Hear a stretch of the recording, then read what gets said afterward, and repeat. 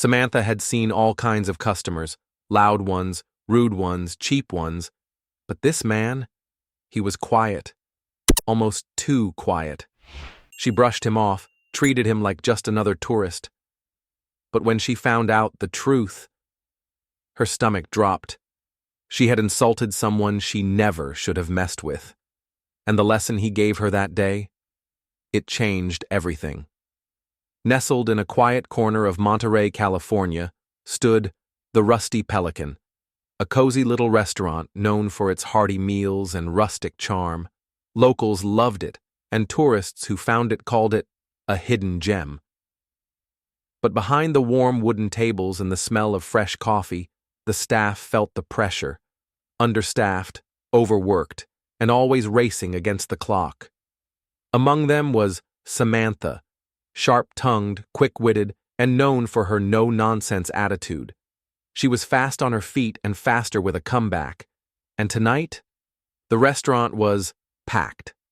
Samantha moved through the chaos, balancing trays, taking orders, and dodging endless questions from customers about the specials. Her teammates, Mike, the eager young busboy, and Linda, the head chef with a no-nonsense attitude, were just as swamped. From the clatter of dishes in the kitchen to the hum of conversation on the floor, the whole place buzzed with life. But then, table 7. As Samantha wiped her brow and approached, she noticed him, an older man sitting alone. His cowboy hat sat low, shadowing part of his face, but she caught the rugged, weathered look of someone who had lived. His shirt was plain, his jeans simple, and his eyes, calm, steady but sharp. Samantha's tone, clipped but polite, broke through the noise. "Evening," she said, her pen already poised. "What can I get you?" The man looked up, and for the briefest second, something flickered in her chest. His piercing eyes, his quiet confidence, it felt familiar. But Samantha shook the thought away. Probably just another tourist, she told herself. "I'll have the house special," he said, his voice low, gravelly, and rich with age. "And a coffee, black." Samantha scribbled down the order, her voice curt. "Sure thing," she replied, spinning on her heel. His silence, his lack of chit-chat, it annoyed her. No pleasantries, no "how's your day?" Typical out-of-towner, she thought. Back in the kitchen, Samantha passed the order to Linda. "Another grumpy loner out front," she muttered. "What's with these out-of-towners acting like we owe them the moon?" Linda, flipping something on the griddle, chuckled. "Maybe he's just hungry, Sam." "Or cheap," Samantha quipped with a smirk. But as the night wore on, she kept finding herself back at his table. He didn't chat, didn't complain, just ate his meal in silence. But what irked her most? His eyes, calm, observant, watching. At one point, she caught him staring at the framed photos lining the wall. The Rusty Pelican loved its history. Old snapshots of fishing boats and famous visitors hung like memories frozen in time. His gaze lingered on one photo, a grainy black and white of Clint Eastwood, shaking hands with the original owner. Samantha, refilling his coffee, spoke without warmth. "You like that one?" The man turned slightly, and a faint smile tugged at his lips. "Yeah," he said softly. "Brings back memories." Samantha scoffed, her voice laced with sarcasm. "Everybody loves Clint Eastwood," she said. "Pretty sure he's not walking into places like this anymore, though." She narrowed her eyes. "You running a tab, or are we wrapping this up?" The man's smile faded, replaced by something harder. He reached into his pocket, pulled out a few bills, and placed them on the table. "Keep the change," he said, his voice low as he stood. Samantha barely glanced at the money until he walked away. But when she did, her breath caught. He'd left a generous tip. "Huh," she muttered, her voice unsure. "Guess he's not cheap after all." As the night wound down, Samantha nearly forgot about the strange man, until Mike, the busboy, burst into the kitchen, his voice breathless with excitement. "Sam, you're not going to believe this," he gasped. Samantha, wiping down the counter, barely looked up. "What? Now, Mike?" But Mike, his eyes wide, thrust his phone toward her. "That guy? The one you were serving?" His voice raced. "I think he's Clint Eastwood." Samantha froze, the air thick around her. "What?" she said, her voice tight with disbelief. Mike, his face lit with certainty, swiped his phone to a photo. "Look! Him!" His voice rushed. "Didn't you see how he kept staring at the photos? He owns this place, Sam." The world seemed to tilt. Samantha's heart hammered as her mind raced through every word, every sharp remark, every brush off. "No, no way," she whispered, but her voice wavered. Mike's voice pressed, urgent and sure. "He bought it years ago. Remember the big renovation last summer? That was him." The room felt cold. Samantha's stomach twisted, a knot of panic and regret tightening inside her. Her eyes flicked toward the door, empty now. But the silence screamed louder than any shout. She had just insulted Clint Eastwood in his own restaurant, and her heart sank. The cold realization gripped Samantha as the truth sank in. Her sharp tongue, her quick jabs at Clint Eastwood. In his own restaurant. Her hands felt clammy, her stomach twisted with dread. She barely heard Mike, still chattering excitedly. "Sam, can you believe it? Clint Eastwood, and you were—" "Stop!" she snapped, her voice tight and shaken. "Just stop!" Her mind raced back through the night, the curt answers, the sarcasm, the eye rolls. She felt a wave of heat crawl up her neck. "I didn't know," she muttered, but it sounded hollow, even to her. Mike, his grin widening with mischief, teased, "Think he'll come back to fire you himself?" Samantha's eyes darted toward the door, half expecting it to swing open. "Not funny, Mike," she said, her voice sharp but cracking underneath. The night dragged to a close, but Samantha's nerves stayed tight. She barely slept. And when morning came, it brought no relief, just a knot in her stomach and a question in her mind. Would Clint Eastwood come back? The Rusty Pelican felt different that Saturday morning, quieter, slower, but thick with the weight of Samantha's thoughts. She kept her head down, wiping tables that didn't need wiping, and hoping, praying, that last night would stay a secret. But Mike and Linda? Not a chance. "So," Linda called from behind the counter, flipping pancakes with a smirk, "think your buddy is coming back for round 2? Samantha, her face tight, shot a glare. "Doubt it," she muttered. "He probably has better things to do than deal with some waitress who didn't kiss his boots." Mike, stacking silverware, grinned wide. "Hey, if it was him, you've got a story to tell for life." "Yeah," Samantha snapped back, her voice edged with regret. "A story that might get me fired." The doorbell jingled, and Samantha's head snapped up, her heart jumping. But it was just an elderly couple, their soft chatter blending into the room. She let out a shaky breath, her pulse racing from nothing. But then the bell jingled again, and this time her heart stopped. It was him.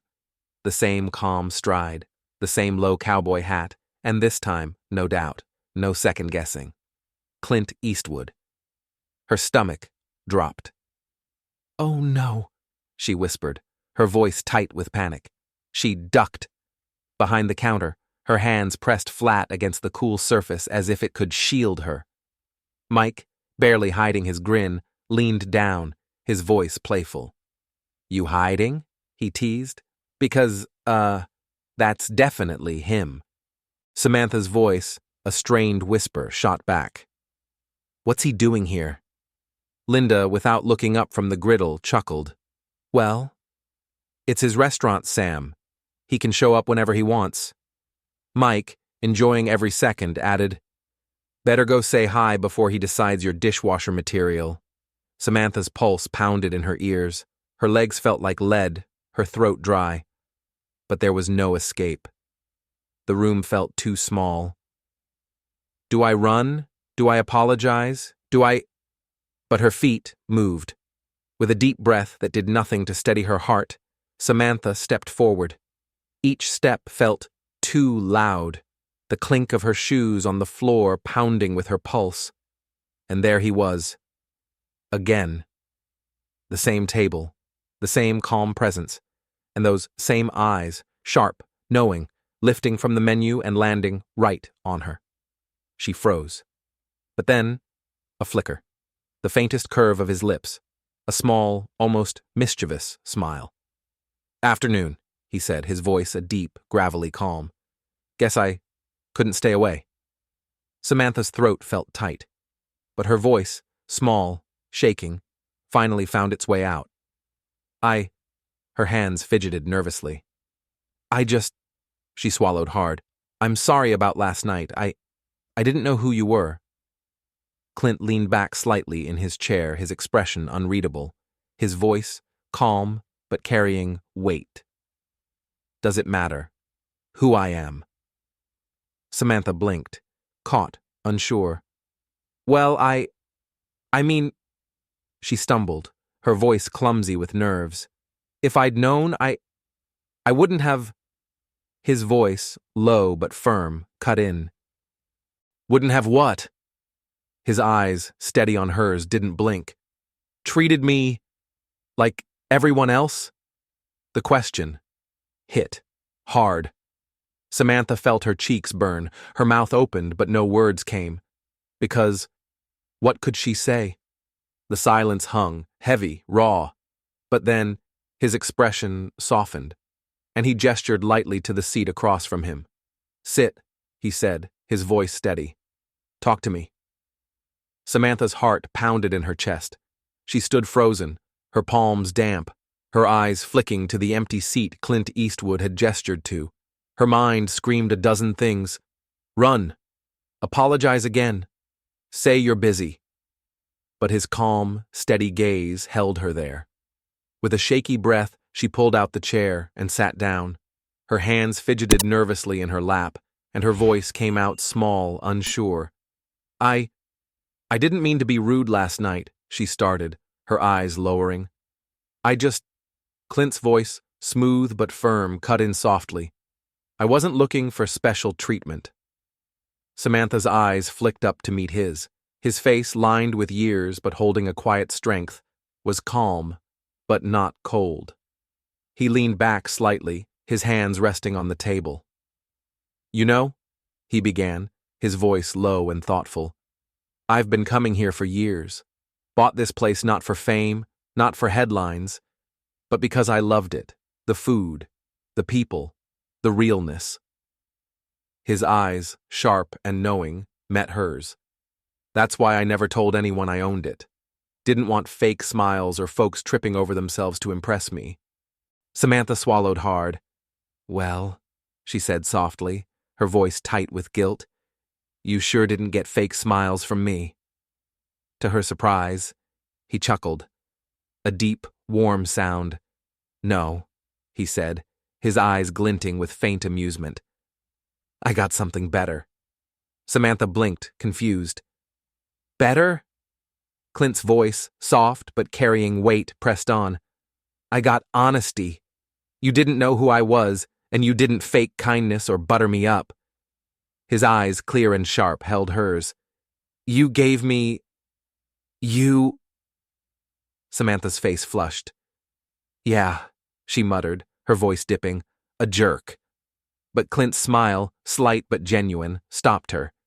"You were real," he said simply. "And that's what I like about this place. No phony smiles, no scripted lines, just people." Samantha felt the tight knot in her chest ease, just slightly.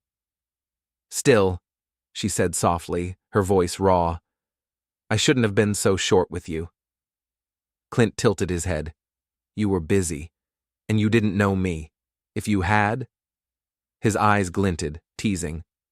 Maybe you'd have called me sir and offered me free dessert. Samantha's lips twitched into a nervous smile. Maybe, she said softly.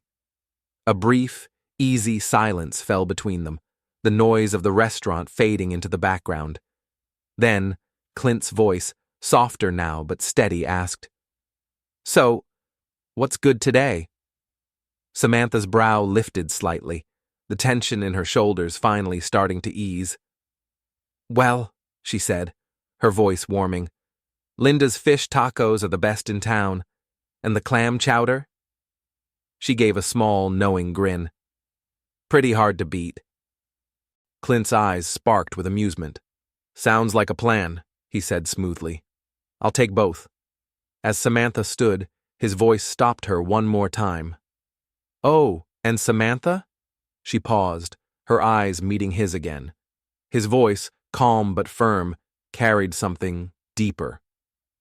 "Next time," he said, his gaze steady. "Don't hide behind the counter." His eyes, warm but knowing, held her there. "Own your mistakes. That's how you get better." The words hit something deep in her chest, and slowly she nodded. "I'll keep that in mind." As the afternoon passed, the weight on Samantha's chest began to lift. Clint stayed for lunch, enjoying his meal with the calm presence of someone at home. He even exchanged a few easy words with Linda in the kitchen and shared a quick joke with Mike, who was still wide-eyed with excitement. Before he left, he posed for a photo with the staff, a simple, warm snapshot of a legend, not above the people who served him. And as he stood at the door, his shadow long in the afternoon sun, he paused. Turning back to Samantha, he gave her a slight tip of his hat and one last, quiet word. "Good service today." Then, he was gone. Samantha stood there, the space where he'd been now empty. But inside her, something had shifted. She hadn't just met a legend, she'd learned from one, not just about customer service, about life. Some lessons come from books, others from experience. But the best come from people. And here on, we share stories that leave you with more than just a smile. They leave you with wisdom. Subscribe to LegenCelebStories. For more powerful stories that stay with you long after the credits roll, drop a comment. What would you say if Clint Eastwood sat at your table? Hit the bell because every story here has something to teach, and you won't want to miss a single one. Because here at LegenCelebStories, every guest has a story. Every story has a lesson. And sometimes, the lesson changes you forever.